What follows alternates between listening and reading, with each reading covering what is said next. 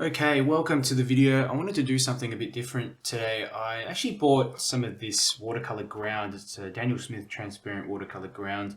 Popped off to the art supply store the other day. I never got a chance. It's been a few weeks now to actually get to use it, try it on a few different materials. So this was the only brand that I could actually find in the shop. They had the transparent kind and they also had the opaque kind. So I decided to get the transparent kind to give it a try, see what the watercolor would look like with obviously some different surfaces showing through in the back. So I'll just read through what it says here in the container. So directions: creates a paintable surface for watercolor, absorbent surfaces, canvas, paper, plaster, hardwood, and non-absorbent surfaces, glass, plastic, metal. For best results, these will need to be abraded before the application of the ground. So allow 24 to 48 hours to cure before applying watercolors. Can be thinned up to 10% with water. Wash brushes immediately after use. So that's all that it says. When you open it up, it looks pretty white. It almost looks like acrylic. Some of it's kind of dried around the edges here.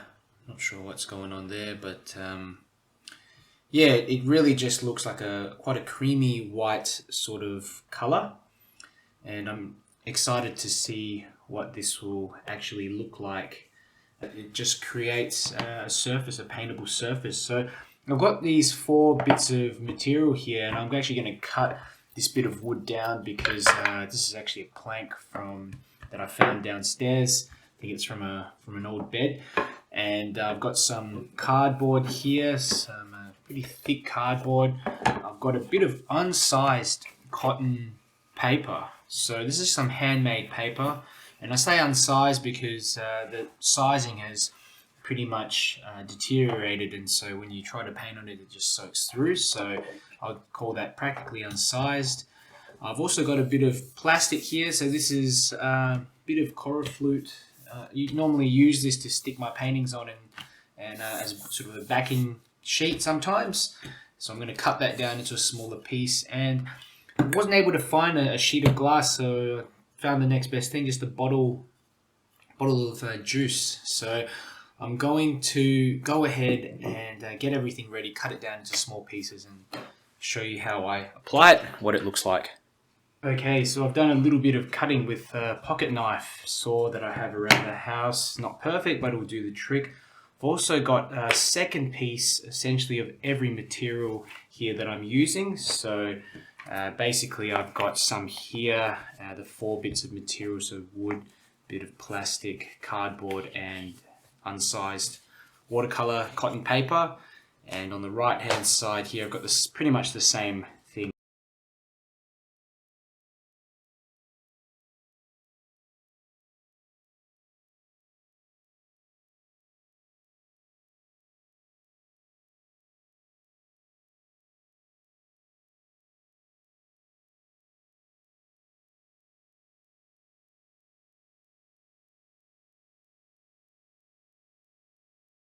Alright, so I've let everything dry now for a couple of days. I think it's been about 3 or 4 days. And I just wanted to do that to make sure that everything cures properly and is completely dry. It's quite cold now at the moment in Melbourne, so I just wanted to make completely sure. So what I'm going to do first is I'm going to go through the surfaces that I've painted with just the paste itself. So this is the 100% emulsion.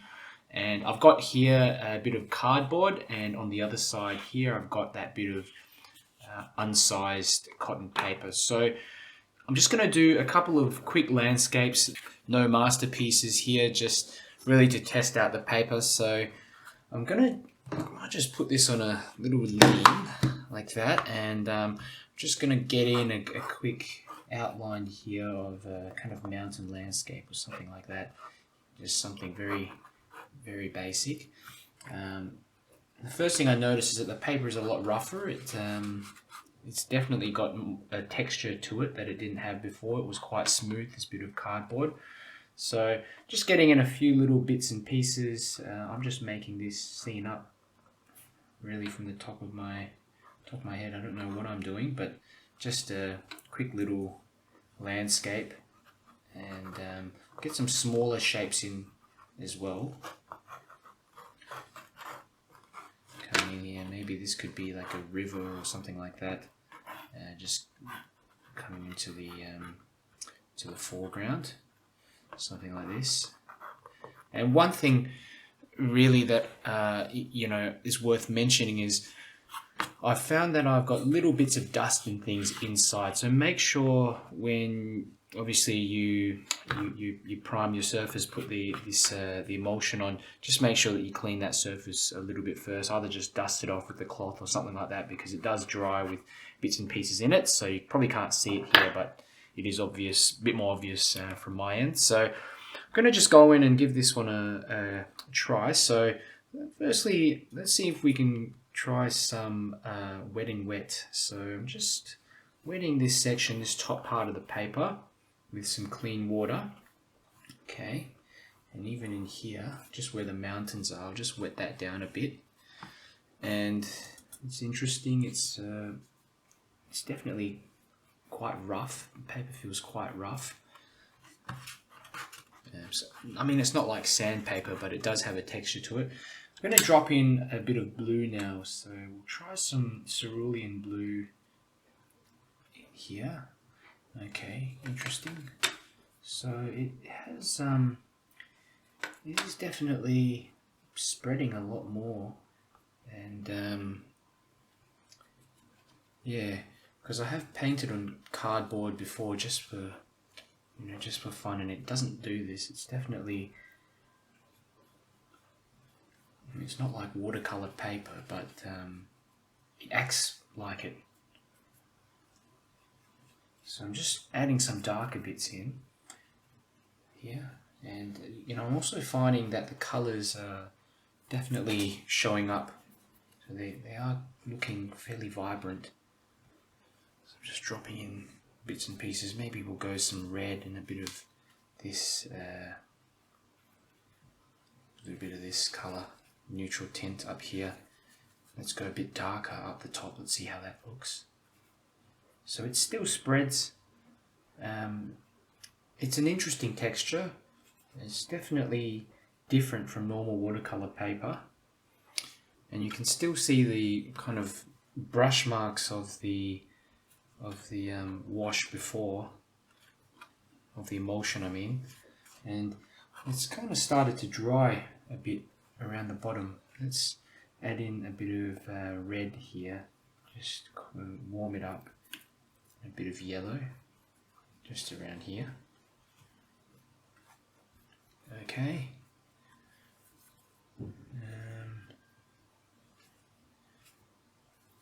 Just trying to add some darks up the top there to change it up to see how it reacts. It's interesting. Okay, so just around here, I'm going to pop in a bit of blue for the mountains. Might use a smaller flat brush for this actually. Get some wet on wet bits and pieces going through there. Let's see how that looks, what the blending is like. Okay, interesting.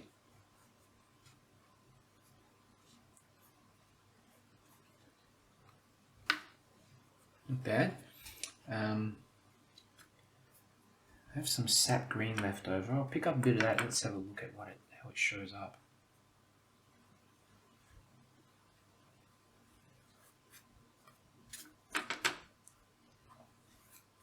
Okay.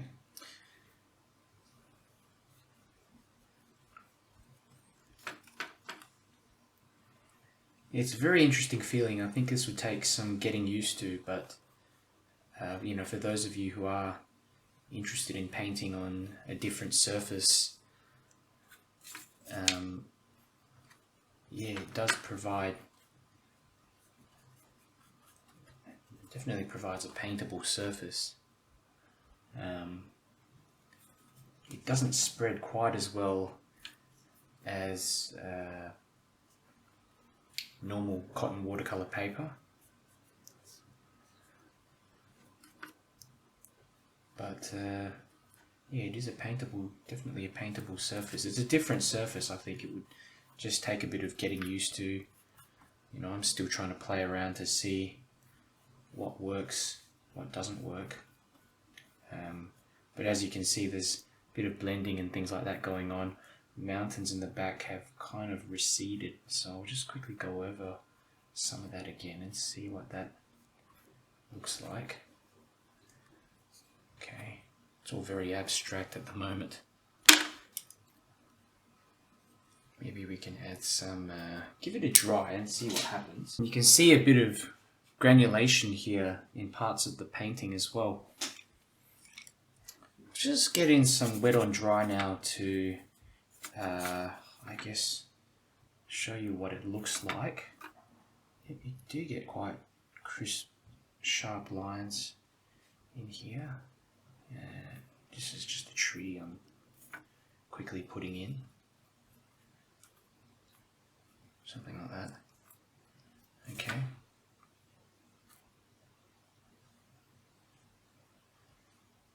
Some smaller bushes and things here at the back maybe. See how that looks. Okay.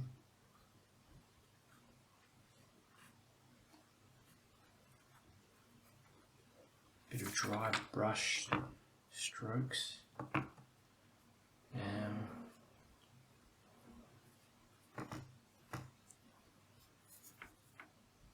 The interesting thing is that this texture of the paper has shown through in the background. I don't know if you can see it so well, but just the kind of brush marks from the emulsion.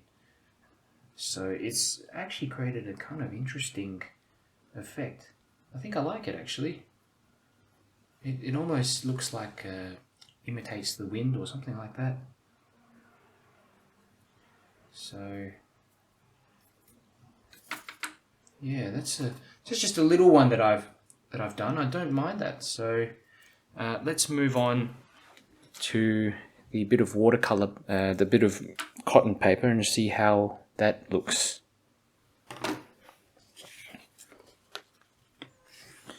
Just leave that off. Alright, so I'm just going to go straight into this, how I would normally go through with watercolor paper, I guess. Start off at the top, bit of cerulean blue over here. And, you know, just for context as well, this paper was really, it would just soak the water straight through. So at the moment it's looking a lot better. The colours are staying on top and they're quite vibrant looking as well. So it's definitely a big improvement over the last, what it was before. So I'm just getting in a bit of red in here. Let's see how it looks having it mixed together and things like that. Okay. Bring this wash down and we'll get in a bit of green or something down below.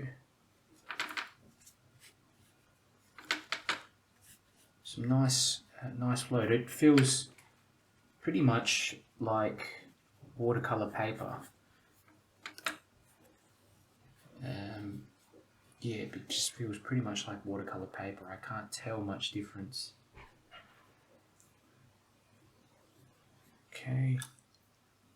Okay, and the first thing I'm noticing here is that you can see areas where the water has actually soaked through the paper. Now this is interesting. It shouldn't do that. I think obviously this is a porous, very porous kind of surface, so just something to keep in mind. I think maybe if I have another layer on top of that, if I just layered it with 2 layers of the emulsion, it might have turned out a bit different, but that's just something to keep in mind there. It did soak through, and that's why you've got this kind of blotchy looking effect on the paper. I don't know if others have had this result, but it's definitely happening here on my end. And I'm just doing a bit of wet on dry work here, just some trees and things.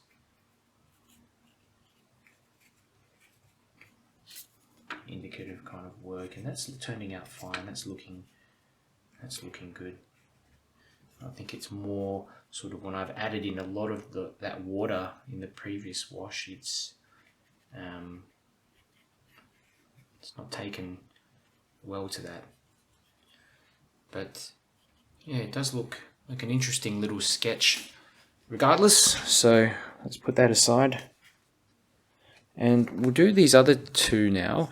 I'm only going to do a quick wash for these ones because they are a bit smaller. So this is a bit of plastic. It's just a bit of plastic card, the backing that I use to sticky tape my paintings to at times when I'm painting. So yep, so I'll just go over this top section.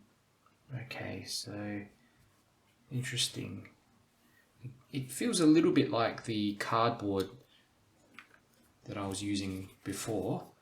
It seems to be taking a lot better to non-porous surfaces, and you can really feel that on the brush as well. So drag that down there. Let's put in a bit of red, get that to mix in. Okay. Bit of yellow, let's put in a little bit of brown at the bottom, like that. And again, you can see these brush marks here in the background,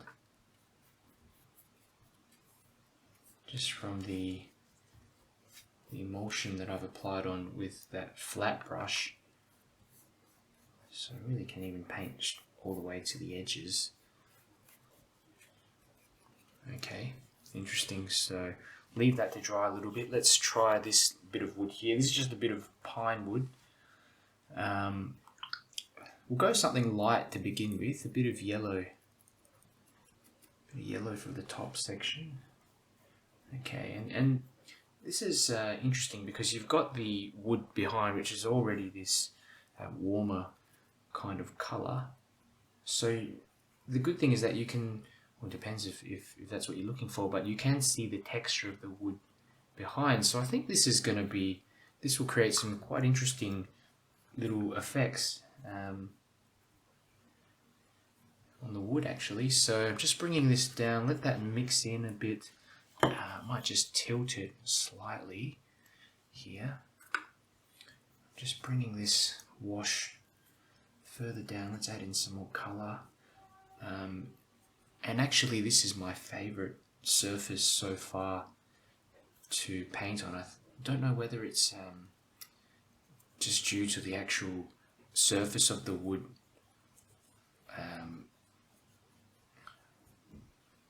but it's just yeah, definitely prefer this over the others. A bit more blue in here, maybe some green at the bottom like that, bit of green, drop that in there, bit of darkness up the top in here.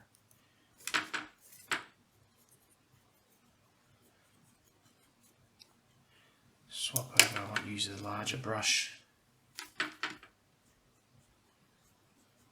here. More blue down the bottom.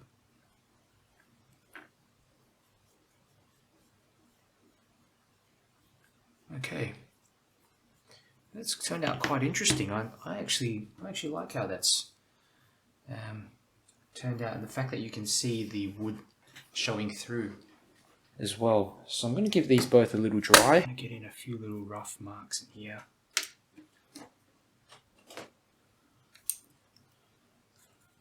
See how this turns out looking. So just picking up a bit of neutral tint, and I'll go in. I'm just adding in some kind of loose branch kind of bits and pieces coming in from this side like that.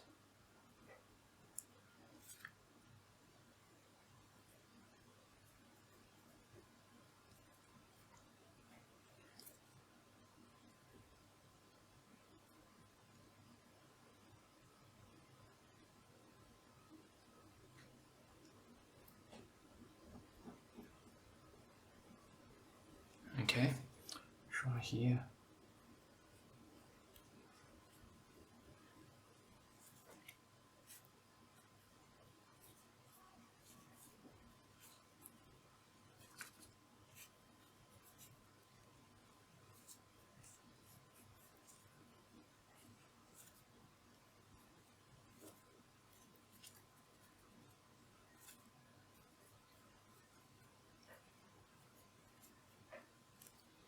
Okay, interesting. So I think overall out of these four, the kind of less porous surfaces have actually turned out better in my opinion. So if you have a look at all of them side by side,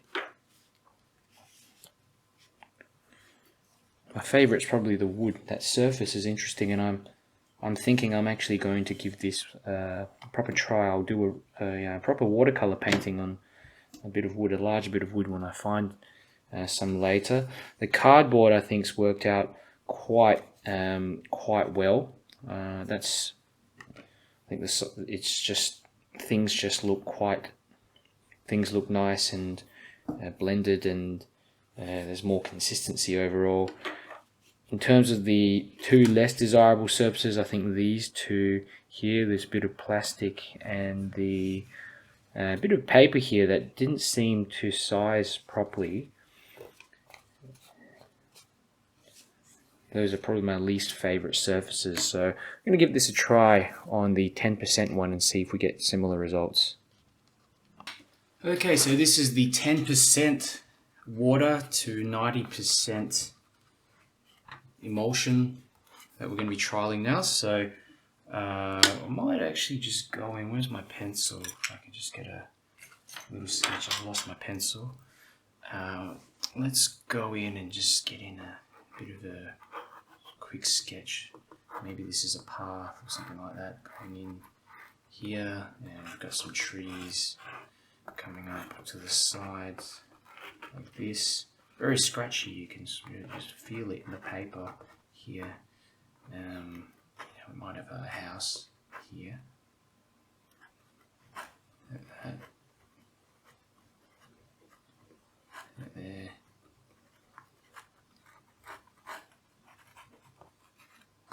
Something like that. Okay, so let's go in. I'm going to start off with some warmer colour, a bit of yellow ochre on the top. Okay.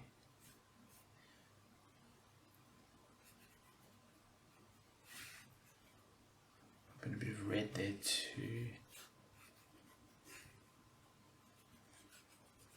Carry this down.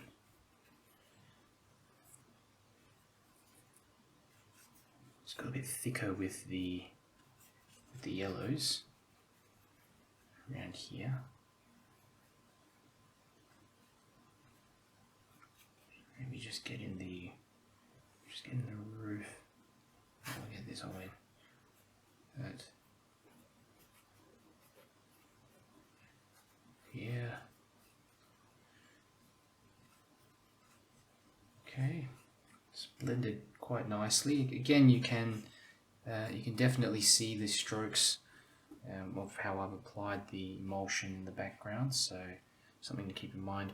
As we move down the page, I'm just going to mix some green in, greenish kind of colour here, maybe a bit of blue as well, but mainly just green.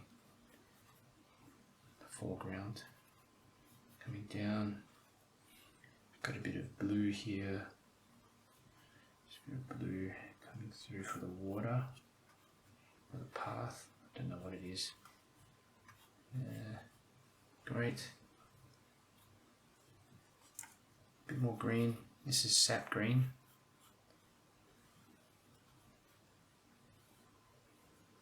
And one thing I can say is that it does look more consistent on this cardboard and the wood. I'm not noticing really any difference at all between the 10% water emulsion and just the pure 100% emulsion, so no worries. give this a dry. I'm going to try add in some mountains in the background, just a quick indication of some mountains. I'll pick up some blue to the palette, just a bluish colour. We'll do some cutting around that house like that. This here, bits and pieces there. It's turned kind of greenish colour. There we go. Bring those mountains all the way up to the back there, and let's get in some here.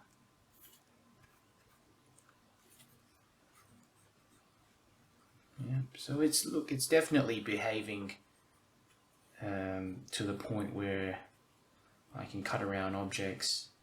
The colours are blending well. You know, I can get in wet on wet and wet and dry sort of shapes here. So I'll just add in some trees now. Here, maybe some darker ones running up from the side too, like that.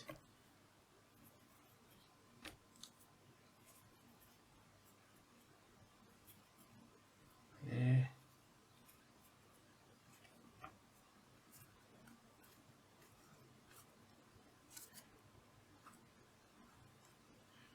Bushes and stuff, trees in the distance.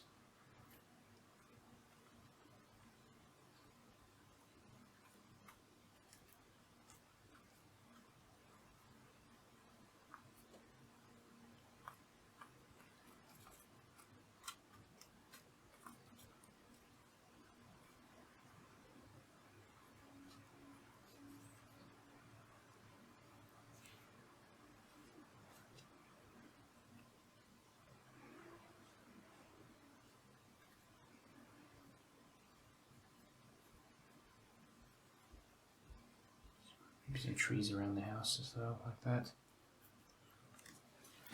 Okay, not bad.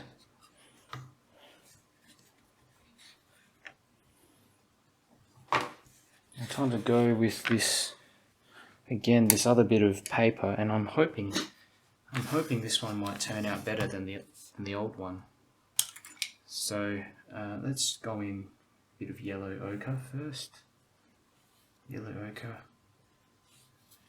And bring that down. I'm going to mix some neutral tint in here, like that, and some blue at the bottom.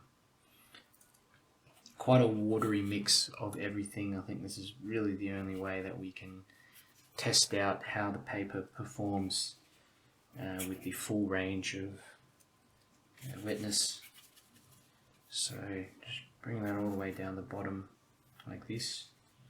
More neutral tint down the bottom, and I'm already seeing this similar effect of the of this paper sort of coming through, soaking through to the back. So yeah, interesting. And you know, I've seen some similar effects with the other one, but definitely something to keep in mind. It may not be the case. I think if you use some paper that was just less porous than this, because it is very, you can see the grain and it is quite sort of soft paper, I think you're probably going to have a hard time using this emulsion on this paper. But if you had a smoother kind of paper that was a little bit more kind of thicker, I think you could get a nice sizing on top of that, a nice surface to paint on. So just something to keep in mind.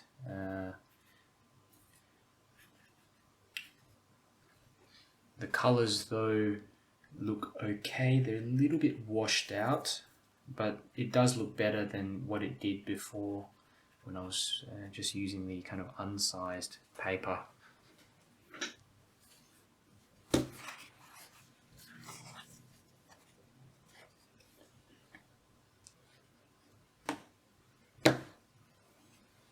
Okay, just try this, the last two, this wooden block, and this one I really don't expect to see much difference at all.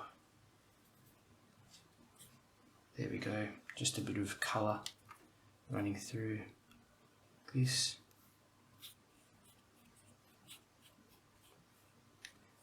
It almost feels a bit like painting on Yupo paper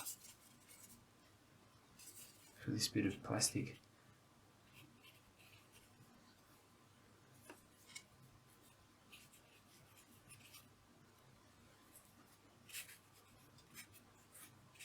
And you can get some nice, probably get some nice sort of dry brush effects too, like this.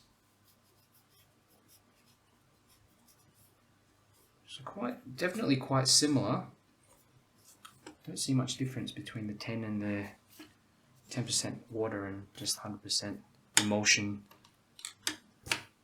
It just makes it a lot easier to add some water into it. So I'll probably be doing that for the next ones. Let me just try how this bit of wood kind of turns out. There we go. And that's definitely my favorite. It's just looks amazing. Could be partially due to the color of the wood as well, but looks fantastic in my opinion. Really surprised how this has turned out in the wood. The yellow up the top, encourage that to kind of blend here, and I'm just going to add some darker paint down the bottom. Bit of neutral tint here. Blend that all together like this to do its thing.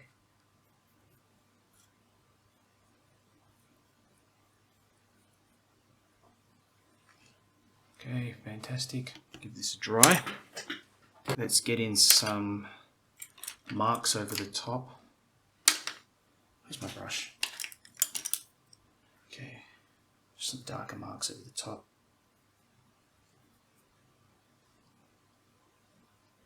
Tree branches.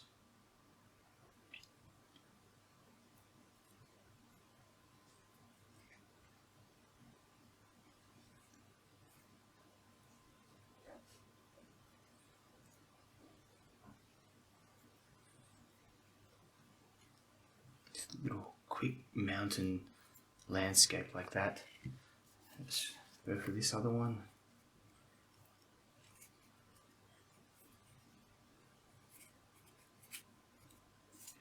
It does feel quite abrasive on the brush, that's the only thing.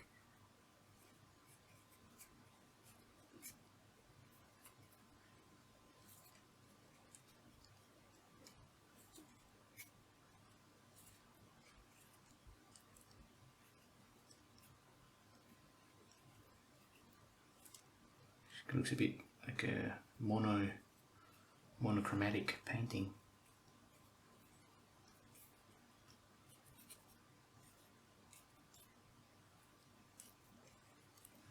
Okay, so I've got them all together here.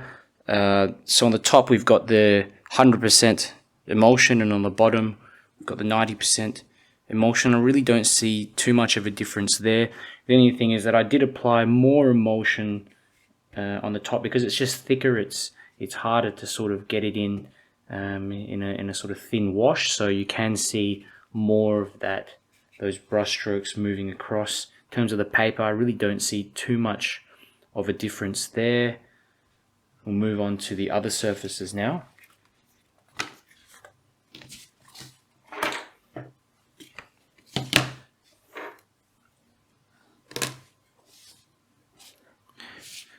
So we've got here the wood and the plastic, and again, really not so many differences.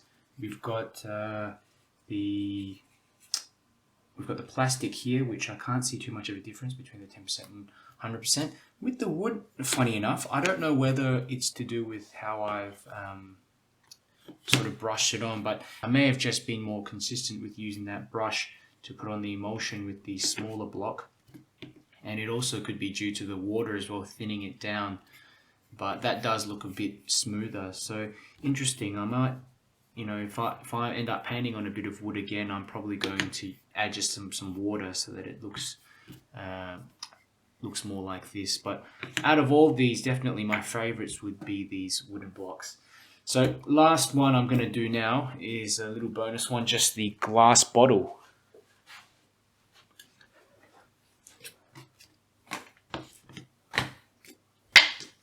So I don't have any other bits of glass to paint on. I just had to find this bottle that I was about to chuck out, actually. And so the differences here is essentially I've painted on both sides. So on one side I have abraded. So this is the abraded side here. So I've just basically used a bit of wet and dry paper. It's almost just like sandpaper, just to abrade the surface. And this side I've applied the emulsion straight on. And yeah, it's interesting, it does create a rough surface. So let's go with the area that I've abraded first. I'm just going to add on a really quick wash. There's not much you can do given the kind of curved surface here. Okay. Bit of red. Definitely paintable. The thing that I've noticed as well is it's not completely transparent. I was really hoping for this to dry, 100% transparent, almost like the bottle itself. There is a degree of transparency in it, but you can see the brush strokes quite obviously. So if you're thinking of painting on glass and hoping that it will, the light will show through, it will show through, but it's still.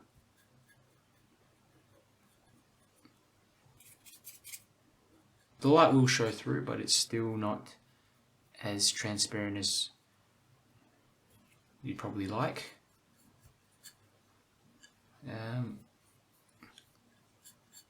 Interesting.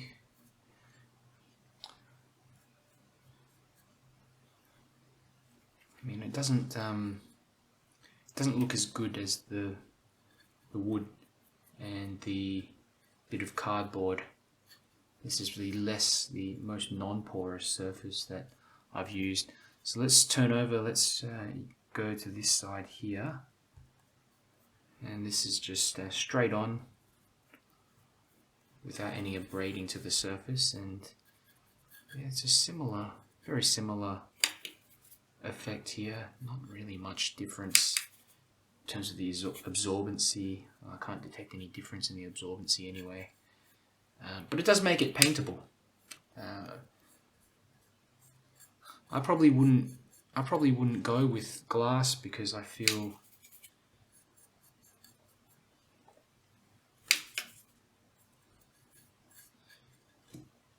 okay, interesting. I'm going to give that a dry. Okay, and you can barely see that color on there once it's dried. So it does make it paintable. Obviously, if you're painting on the glass, it's just going to not work for you, but this is an option. Let me just try to get in some darker marks, see what it does. Okay, so that's worked better with these darker marks. I think just with the washes, the lighter washes, you're going to have issues. You have to go darker than I did. But this is interesting. It's creating some nice little effects here. So if you're into, I don't know, if you're into this sort of crafting and maybe painting on different surfaces and maybe reusing your bottles, I think this would be quite a good option for you. And you can seal it afterwards with a spray, a fixative of some sort as well. I can see how that works, but I'm just going to use a bit of gouache, a tiny bit of gouache, and see what happens actually. And a bit of white gouache. So that's on. This is just gouache on the actual glass itself. You can see it's just not doing much. It's just sitting there on top. But if we try here,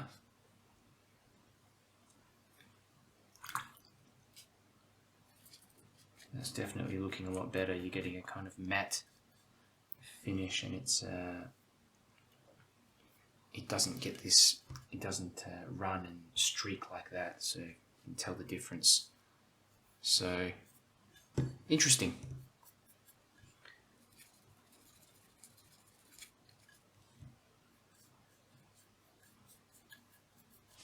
Okay, so I'll finish off this video now, and if you have any questions, just leave a comment and I'll get back to you.